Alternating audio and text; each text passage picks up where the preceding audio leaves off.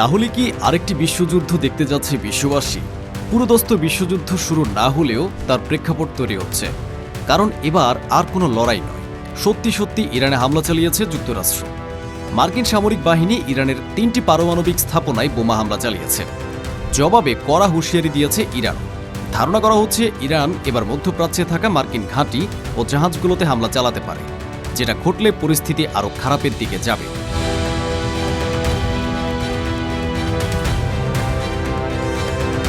ইরানে মার্কিন হামলার মধ্যে রয়েছে ফর্দ ভূগর্ভস্থ ইউরেনিয়াম সমৃদ্ধকরণ কেন্দ্র। এই হামলার মাধ্যমে যুক্তরাষ্ট্র সরাসরি মধ্যপ্রাচ্যের যুদ্ধে জড়ানো, কিন্তু তারা ইরানের পারমাণবিক কেন্দ্রের কতটা ক্ষতি করতে পেরেছে তা নিশ্চিত নয়। যুক্তরাষ্ট্রের হামলায় ইরানের ফোর্দ পারমাণবিক স্থাপনাটি আংশিক ক্ষতিগ্রস্ত হয়েছে, তবে বড় ধরনের কোনো তেজস্ক্রিয় বিপদের আশঙ্কা নেই বলে জানানো হয়েছে। এতদিন ইসরায়েল শুধু মার্কিন সহযোগিতা নিয়ে নিজেরা যুদ্ধ করে আসছিল, কিন্তু তাতে খুব একটা সুবিধা করতে পারছিল না দখলদার রাষ্ট্রটি। তাই এবার তারা যুক্তরাষ্ট্রকে সরাসরি যুদ্ধে যুক্ত করল। কিন্তু যুক্তরাষ্ট্র পুরোদস্ত যুদ্ধে যোগ দিলে এটা কোন দিকে যাবে, আর ইসরায়েলের বা এতে লাভ কি? মূলত ইসরায়েলের একটি দীর্ঘস্থায়ী যুদ্ধে জেতার সম্ভাবনা একেবারে শূন্যের কোঠায়। এর অনেকগুলো রাজনৈতিক ও সামরিক কারণ রয়েছে। এর মধ্যে দুটি কারণ উল্লেখযোগ্য।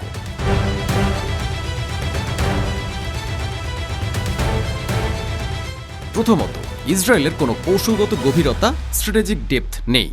অপরদিকে ইরানের তা আছে, অর্থাৎ একটি দীর্ঘস্থায়ী সংঘাতে ইসরায়েলের প্রায় সব অবকাঠামো ধ্বংস হয়ে একটি মিনি গাজায় পরিণত হবে। ইসরায়েল বসবাসের অযোগ্য হয়ে পড়বে। মনে রাখতে হবে যে ইসরায়েলের বেশিরভাগ নাগরিকের একাধিক পশ্চিমা নাগরিকত্ব রয়েছে। প্রায় 7 লাখ ইসরায়েলির আমেরিকান নাগরিকত্ব রয়েছে।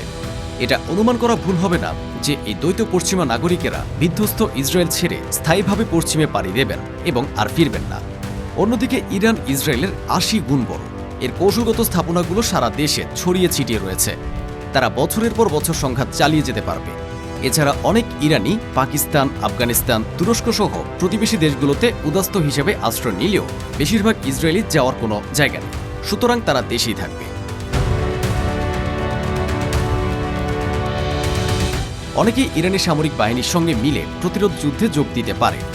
দ্বিতীয়ত, ইসলামী বিপ্লবের পর, আরও সুনির্দিষ্টভাবে বললে ইরান ইরাক যুদ্ধের পর ইরান প্রায় 40 বছর ধরে এ ধরনের যুদ্ধের জন্যই প্রস্তুতি নিয়েছে। তারা জানে যে আকার যুদ্ধে তারা দুর্বল, যার কারণে এই 4 দশকে ইরান মাটির নিচে আরেকটি ইরান তৈরি করেছে, যেখানে কেবল কয়েক ডজন আন্ডারগ্রাউন্ড মিসাইল সিটি নয়, বরং underground Naval base, air base সবই তারা তৈরি করেছে। ধারণা করা যায় যে ইরান দেশের সামরিক সক্ষমতার 80% মাটির নিচে নিয়ে গেছে, আর সেগুলো প্রচলিত যুদ্ধাস্ত্র দিয়ে ধ্বংস করা প্রায় অসম্ভব। কেউ এগুলো জিপিএস দিয়ে ট্র্যাক করতে পারবে না এবং জানবেও না যে এগুলো আছে। এগুলো ধ্বংস করার একমাত্র উপায় হলো স্থল অভিযান। কিন্তু ইরানকে বলা হয় আগ্রাসনকারীদের জন্য মূর্তিমান আতঙ্ক। ইরান কার্যত একটি দুর্গ সমতুল্য।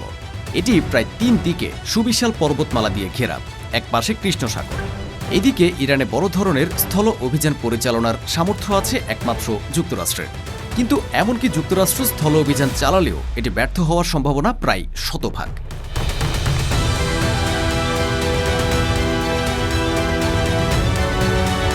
যুক্তরাষ্ট্র যদি ইসরায়েলের পাল্লায় পড়ে ইরানে সরাসরি অভিযান চালায় ও ইরানও যদি জবাবে আশেপাশের মার্কিন ঘাঁটিগুলোতে আক্রমণ করে হতাহত সহ জনমালের ব্যাপক ক্ষয়ক্ষতি সাধন করে এবং তার জবাবে যুক্তরাষ্ট্র ইসরায়েলে স্থল অভিযান পরিচালনা করে, তাহলে তা যুক্তরাষ্ট্রের জন্য ভিয়েতনামের যুদ্ধের চেয়ে বড় ফাঁদ হয়ে আবির্ভূত হতে পারে, যেখানে হাজার হাজার মার্কিন সেনার প্রাণ হারানোর ঝুঁকি থাকবে। কিন্তু চূড়ান্ত অর্জন হবে নেহাতই শূন্য। কিন্তু কেন? কারণও আছে। বলা হয় যে শক্তিশালী আক্রমণকারীর বিরুদ্ধে টিকে থাকলে আপনি জিতে যাবেন, অর্থাৎ শক্তিশালী আক্রমণকারীর বিরুদ্ধে আপনি জিততে হবে না, কেবল টিকে থাকলেই হবে। যে কারণে 2006 সালে লেবানন যুদ্ধের শক্তিশালী প্রতিপক্ষ ইসরায়েলের বিরুদ্ধে যুদ্ধ করে টিকে যাওয়া হিজবুল্লাহকে বিজয়ী বলে গণ্য করা হয়। সুতরাং একটি জোরদার সম্ভাবনা হচ্ছে ব্যাপক ক্ষয়ক্ষতি সত্ত্বেও ইরান প্রতিরোধ করে যাবে এবং টিকে যাবে। যুক্তরাষ্ট্র বছরের পর বছর ধরে যুদ্ধ চালিয়ে ইরাক ও আফগানিস্তানের মতো রণে ক্ষান্ত দেবে, ইরাক যুদ্ধের চেয়ে কয়েক গুণ বেশি ক্ষয়ক্ষতি মেনে নিয়ে।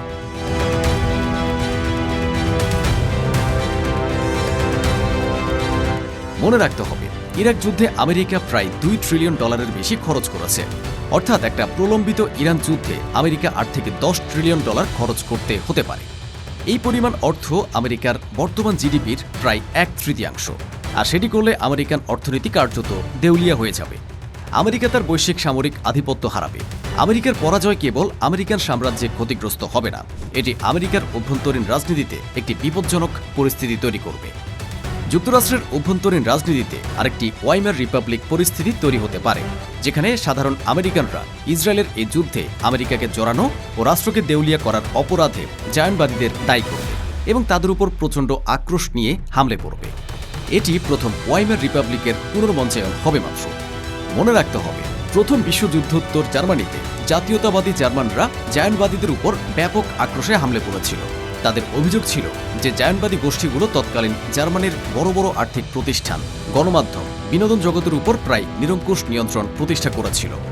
অভিযোগ ছিল যে যুদ্ধে তারা যথেষ্ট দেশপ্রেমী ছিল না ও শত্রুর সঙ্গে কোলাবরেট করেছে। জায়নবাদীদের এই বিশ্বাসঘাতকতার অভিযোগকে পুঁজি করে জার্মানরা ব্যাপক ইহুদি বিদ্বেষ তৈরি করে, যার পরিণাম আমরা দেখি দ্বিতীয় বিশ্বযুদ্ধে ইহুদিদের উপর জার্মানদের চূড়ান্ত আক্রোশ। বর্ণিত এই পরিস্থিতির সঙ্গে বর্তমান আমেরিকার মিল পাওয়া অস্বাভাবিক নয়। দুশ্চিন্তার কারণ আছে যে আমেরিকাতেও ওয়াইমার রিপাবলিকের পুনর্মঞ্চায়নের ক্ষেত্র তৈরি হচ্ছে। আমেরিকায় প্রগতিশীলদের একটা বড় অংশ আগে থেকেই জায়নবাদী লবির অতি ইসরায়েল প্রেমী এবং আমেরিকাকে মধ্যপ্রাচ্যের নিরন্তর যুদ্ধে জড়ানোর কারণে ক্ষিপ্ত। তবে রক্ষণশীলরা বরাবরই জায়নবাদীদের প্রতি সহানুভূতিশীল ছিল। কিন্তু এবার নতুন একটি ঘটনা ঘটছে। সেটি হলো আমেরিকার রক্ষণশীলদের একটি উল্লেখযোগ্য অংশ ইরান যুদ্ধের ডামাডোল ঘিরে কিংবা তারও আগে আমেরিকা ফার্স্ট নীতির কারণে জায়নবাদের বিরুদ্ধে চলে গেছে। Tucker Carlson, Steve Bannon, Candace Weil's সহ নামিদামি রক্ষণশীল মিডিয়া ব্যক্তিত্ব ও প্রচারকারীরা কেবল সক্রিয়ভাবে ইরান যুদ্ধের বিরোধিতাই করছে না, তারা ইসরায়েল ও জায়নবাদের বিরুদ্ধে কার্যত তথ্য যুদ্ধ ঘোষণা করেছে। আমেরিকার রাজনীতিতে এর প্রভাব হবে অত্যন্ত সুদূর প্রসারী। অনুমান করা যায় যে আমেরিকা যদি ইরান যুদ্ধে জড়িয়ে বড় ধরনের ক্ষয়ক্ষতির সম্মুখীন হয়, আমেরিকার প্রগতিশীল ও রক্ষণশীল উভয় অংশ মিলে সারা আমেরিকায় জায়নবাদের বিরুদ্ধে প্রচণ্ড ঘৃণা উৎপাদন করবে। জাতীয়তাবাদী জোয়ার তৈরি করার চেষ্টা হবে, ঠিক যেমন প্রথম বিশ্বযুদ্ধের বিপর্যয়ের পর জার্মান জাতীয়তাবাদীরা জায়নবাদীদের দায়ী করেছিল।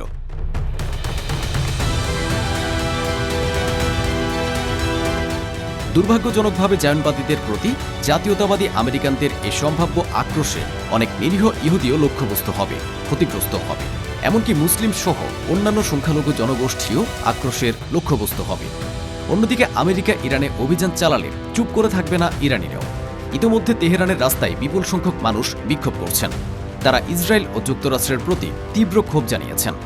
বিক্ষোভকারীরা ইরান, হিজবুল্লাহ ও ফিলিস্তিনের পতাকা উড়িয়েছেন এবং যুক্তরাষ্ট্র ও ইসরায়েলের পতাকা পুড়িয়েছেন।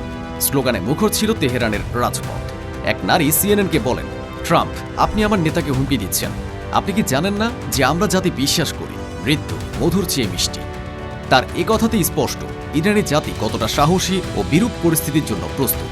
তাই ইরান ইসরায়েল যুদ্ধে যুক্তরাষ্ট্র জড়ালে তা কারোর জন্যই সুখকর হবে না।